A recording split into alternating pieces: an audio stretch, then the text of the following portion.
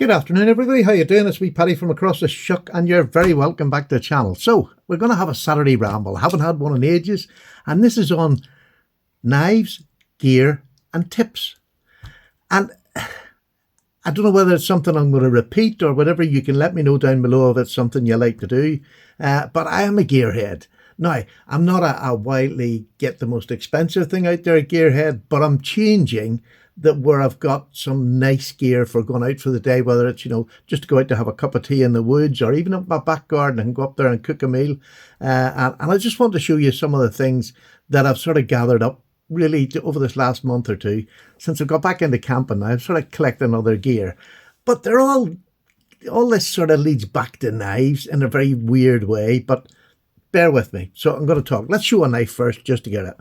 This is another knife that I just had back from Slippy, and he recovered it in this Osage orange wood. And honestly, come on, is that not the nicest grained wood? I think it is beautiful. It's subtle. It's not glary. It's not gonna, it's not psychedelic. But by God, that Osage orange is beautiful. And he has this smooth down to a fantastic finish. A lot of the Osage orange I see is very rough looking, which I like as well. Now, don't get me wrong. But he took this apart, put these on for me. Look at the fit and finish. He is getting better and better, folks. Really is getting better. This was an old parts knife that I got Ashley to make for me. I wanted to try the flat bolsters. You can see these are flat bolsters to see what they were like. And he says, oh, I've got a wee knife I'll put together for you. It was from Parts. This is obviously his stamp, and he put it on there for me just for the sake of it. This is just an ordinary Arthur Wright Barlow. Nothing special about that. It's C70. It's not Ashley's 01. But it's just putting it with this elevates this little parts knife to something really special. It really is just a beautiful piece of work. So thank you very much to Slippy. That's Matt over at Slip Joint Sawyer in the sanitarium, if you want to join in there. But he is doing some amazing work. And his YouTube channel, if you've lived under a rock for a while, is Slip Joint Sawyer. And he does some great reviews, proper reviews, in depth and knowledgeable. He remembers things. It's not really what my subs are going to want. They like my rubbish. Bless me. But go over and check him out. Really is a lovely channel. And I thank him very much for this. And the reason I have this out is because I was using it for this. I just fancy trying a new sharpening gear. And I like doing that. I like to try all sorts of different things. At the minute, sitting by my desk, as you know if you follow on channel, I have these from the Lansky Turnbox. And I use these just to hone my knives up. If they've been, this is the metal, and this is the, oh, for God's sake, you know what they are, ceramic and the diamond that you get with the Lansky Turnbox. God, I am getting worse. But I use these just for honing my knives. A wee quick hone on them, absolutely perfect. Great if you've got a recurve, you don't have to do anything. It's exactly the same process for a recurve as it is for a normal knife. So they're great. If you're not a great sharpener and you want to start, use the Turnbox itself, but I just keep them sitting there. But I've seen this one, and it's a Sharpal. I have their Sharpal big 6-inch stone, 3 inches across, that I use for doing my larger blades. But what I've also started to do, because I'm lazy, is I'm starting to use I'll just get this out. Well, I'll show you it on here because it's exactly the same stones. This is exactly the same stone combination. It's a double-sided stone this is a solid plastic handle. Got plenty of grip on it. Super. Has a punch there. Whatever you want to do with that, you can crush things up with that if you want. But it's not that heavy. It's just, you just throw it in your bag. It's plastic and a diamond file. But what do you see how thick this is now? The diamond this sheet is super quality leather. I have some white compound on the back because you can use this as a strop. And while it's on there, so you can strop away quite happily. Your hands are well away from it. Super idea, I think, from Sharpal. They really are becoming my favourite stones at the minute, especially in the budget range, because these are budget. I think this cost me £22 or something. This is super. So on one side you have 325 grit, which is a coarse grit, which will get rid of most things, even chips. You can do chips, take them out with this on any sort of a knife because it's diamond on any sort of a knife. And I love that. It really is good. But then the other side, you have a 1200 grit. I think it's just a wee watermark. I was trying this last night. I only got it yesterday. I was trying it out last night, maybe. You're supposed to clean them with water afterwards. You don't use them dry when you're sharpening. Don't use water or anything. I suppose you can if you want, but I don't. Again, laziness. Look how thick that is. Look how thick that is. That is a solid piece of metal. Normally when you get these little hand ones, it's a plastic handle and a plastic cover on those dimpled diamond blades. But this is solid, and I like a solid blade because you get that feedback right along your knife when you're sharpening. Again, just me maybe likes that. But having the both, I can use this on any knives, but the 1200 grit is super for a pocket knife. You have to, it takes less time because on this here, if my pocket knife is starting to go dull, maximum 5 strokes up and down brings it back, and then I give it a strop and it's back to complete sharpness, which I just think is fantastic. If you want to see it in use, I'll do that for you. Just let me know down below. So let me just get this in here. This really fits well. It's not loose at all. I've actually put, this morning I actually put some oil on it and it softened it up a bit. It was really, really tight when you get it, but nice piece of leather, I'll have to say. Nice piece of leather. This is nice. I just put some white compound on there to do the stropping. Worked fantastic. I've done this knife with it and it came out lovely. I've got a little bit of a thing with it that maybe for pocket knives, when you want to sharpen a pocket knife, or when you want to strop with a pocket knife, this is one wee fault, and I find that with a lot of small leather strops. Right, when I put this down here, because you have something behind, although this is lower, can you see that? Although this is lower, it's not square, so when you put your knife up, that last little quarter of an inch doesn't quite get on the strop. No matter what angle you put it, it doesn't get that last quarter of an inch. So, but with the 1200 grit, your knife's going to be pretty sharp anyway. And if you've got, sometimes having that, I literally just done this with it and it had the knife razor sharp. I have to say, it's lovely. So it's only a matter of you going out that morning, give it a quick strop and it'll do you the weekend. You know what I mean? You can see it taking metal off. But really super. I mean, that little knife is absolutely razor sharp. And all it was done on that, absolutely super. This is the thinnest paper you can ever get. But there, you can see there's a bite. But that's, I quite like a bite there. Because if I'm digging in and I want to do hard work, that bite gets me in straight away. And then I have that. It's just... So anyhow, that was just something I noticed about it. That maybe, you know, other people mightn't tell you. Or they mightn't just have noticed that when you do it. So just remember that last little quarter of an inch hasn't got stropped. So when you come home, you can do it. But to me, this is the perfect thing to take out when you're going camping or whatever, just get into the woods. So it worked really great. So let's go to a tip. Here's a nut. Well, that's a tip. That to me seems like worth buying. Give me a couple of weeks with it. The stones were still very harsh, especially that 325. It's quite a harsh, you know. So it takes a few, maybe even 5 times before you actually get it to be very smooth. It takes just that harshness off it. But I'll try it for a while, come back and let you know about it. Tip number 1. Do you go into the woods and take your phone with you to take pictures or have a wee chat to people out and explain what you're doing there, or just go out for a cup of tea? Never have anything to put your phone on? This is a tip. This is fantastic. I got this off Instagram. Don't even know what the company was, but if you ever see it on Instagram, really worth a buy. And I'll tell you for why. This is brilliant. It's got a lock there. You can just clip it on your belt, on the loops of your trousers or whatever. Just clip it onto it and it'll dangle down by your side. There's nothing to it. It is made of metal, so it's sturdy construction. But the nice thing about this is you can hold it like that. This is metal, is magnetic. And in the pack, you also get a metal disc with a sticky back on it. You put it onto the back of your phone. Now, my phone I carry in a cover anyway. So what I've done is I took the cover off, stuck it on the back of the phone, and put the rubber cover back down. Now it completely covers it, but it still sticks on that. Absolutely fantastic. And you can have it landscape or straight up and down, whichever one. You can carry it like, and you say, well, that's not that much difference. It's not, but here's the difference. You push the center piece out, and there you go. You have, or you can have your phone and walk and talk if you like at the same time. This is adjustable but stiff, so it's not flopping about. It's brilliant. But you get to somewhere, you're making a cup of tea and you want to have a wee chat to camera. Here is the best bit about it. This splits. This is the back of it, comes out. These split in two, and there you have a stand that you can take with you, and you can put it in any direction, and it's firm. It's three-legged, like a three-legged stool. It'll always be firm. You can set it on top of a tree log, that's fallen down, or set it on a rock, and then you can adjust it to wherever you want it so that you can be seen in the camera, and you can leave it in safety.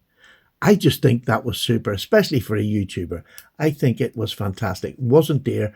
I couldn't tell you what the price was, but I know it wasn't dear. In fact, I thought it was pretty cheap for being all metal construction. Love it. So if you see one on Instagram and you're wondering, I wonder what they're like, that's bloody fantastic. I mean, you don't have to clip it in your trousers, but clip it on the outside of your bag so you have it to hand. And it's just solid.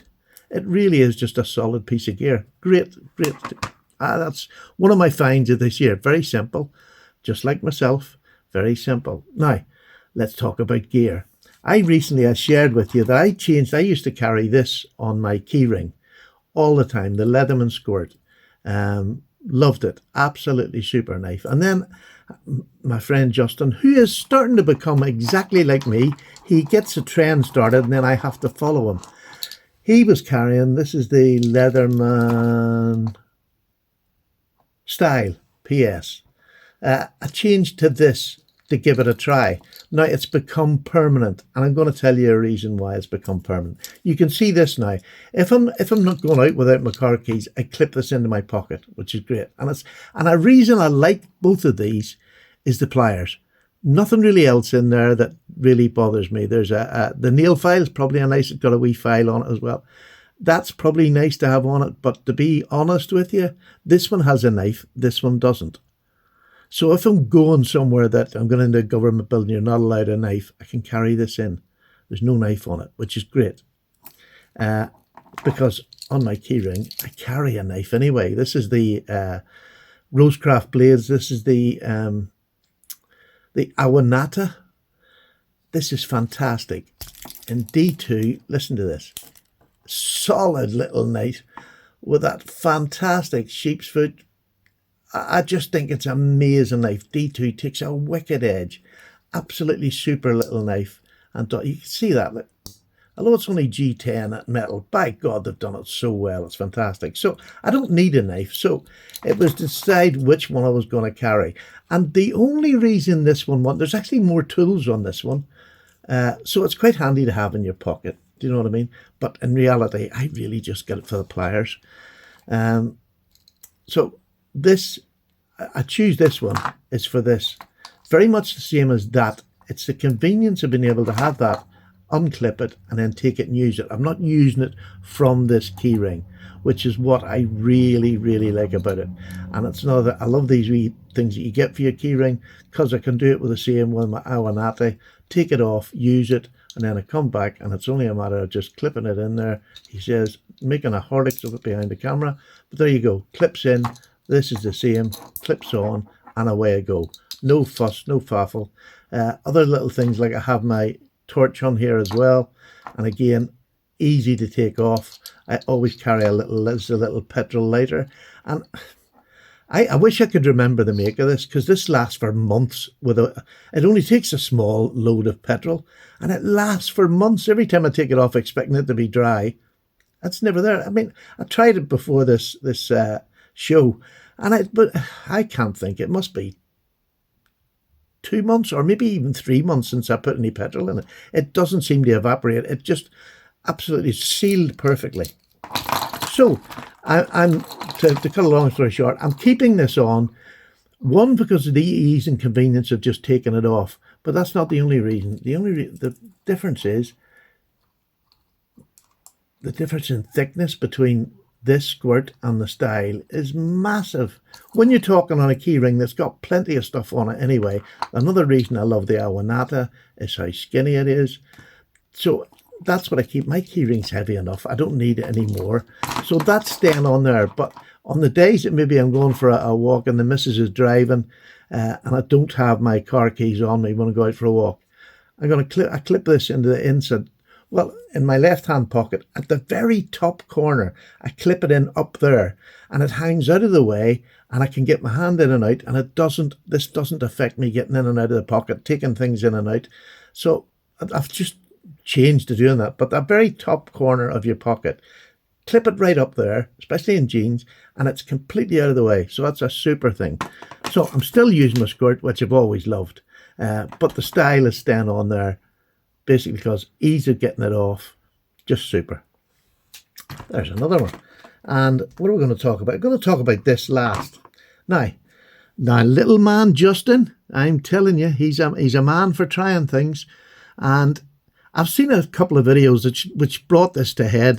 This Justin fixed this for me a couple of months ago. People who've got GECs and getting lock rock. I'm sorry, but I'm a GEC lover, but they cannot do lockbacks well because there's too many of them, and I have had too many of them, and I bought a lot of GECs in my time.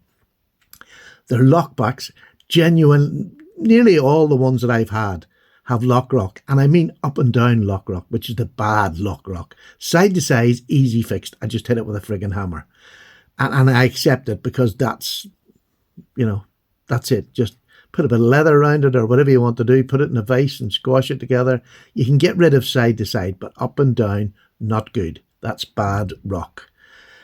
So this one I bought this second hand now, and he said there was a little bit of lock rock on it, but there was a lot. So I gave it to Justin, and now it is solid. There's nothing side to side or up and down, nothing. And it makes this knife even nicer. I love this little knife. This is the number 83. I'm sure it's a number 83. Yes, the 83. And this was made in 21, this one. You can see it's a well-used knife. I love this knife. Carry, use it a lot. And I know it's locking, but it's a toady little blade, 2.5-inch blade. That's not going to scare anybody. And that's wrong. I mean, I shouldn't do it. But when I've got this in my pocket, I forget that I've got it in my pocket because it's such a small, dinky little knife. It really is just for small, everyday tasks. So, and he showed me how to fix it. Okay, you open the blade up like that. You can see where the tang is sticking out there. You put a bit of cloth, put it in a vise, clamp it really good firm in the vise. And then on this little corner, a little small peening hammer. I'll show you what I would use is something like this. This is a little brass one, and all you do is this end piece is you tap it and just keep tapping it, as firmly as you like. It doesn't really matter. It's like that. And what it does, it spreads the metal out at the back here, and that's where you get the lock rock when it's not making good enough contact on here, which is dangerous, or can be dangerous, I believe. So you give this a good clout, and it spreads the metal out across here, and then when you engage it again, there is nowhere for it to go. Because if I show you the way it was left, and it sounds more correct, you can see that where it's been flattened, where Justin is just tap, tap, tap, tap, until you get enough of it spread out. But look, it doesn't affect the top part of it at all. It's still nearly perfect there, absolutely perfect as I'll ever need. So if you've got lock rock and you want to try something that's not radical, if you're not going to send the knife back or you bought it second hand, little hammer, little bit of tapping, spend a bit of time doing it, giving it its due diligence, and you get a knife without lock rock. And I take it will go for all pen knives that have got lock rock, because all you're doing is just splaying that metal out. I'd maybe rather use another one that hasn't got. I've got one that's just got metal on it rather than brass. The brass is a bit softer. So a small peening hammer, whatever, a small hammer, and just bash the back of it. Experiment, try. So that's another wee tip. So there you go, a little Saturday ramble. I hope you enjoyed that. I've been doing shorter videos recently. I don't know whether that's a good thing or a bad thing. I love to chat, But if you enjoy the shorter formats of most videos, let me know down below. I'm not saying it's going to change my decision, but it would be just nice to know if you like the shorter sort of 10-minute videos, or every now and then if I throw in a 20-minute video, a half an hour, does anybody like them as well? Just let me know, because I love to chat. You know I do. This is my wee community. You are my wee community. So please like, subscribe and comment. If you want to share this, it would mean everything to me. And there's another thing you have to push now. They give you so many things. All these things that I'm asking you to do are free, by the way. And especially you boys in the UK, you find it quite hard to hit that subscribe. The subscribe's absolutely free. It'll just give you the videos. They'll just come up on your feed. And if you hit the wee bell, it will notify you as soon as the video goes up so you don't miss it. Or maybe you want to miss it. I've no idea. But look, I'm going to finish my wee cup of tea, and have a wonderful rest of your weekend. I certainly will. Take care. All the best, Paddy.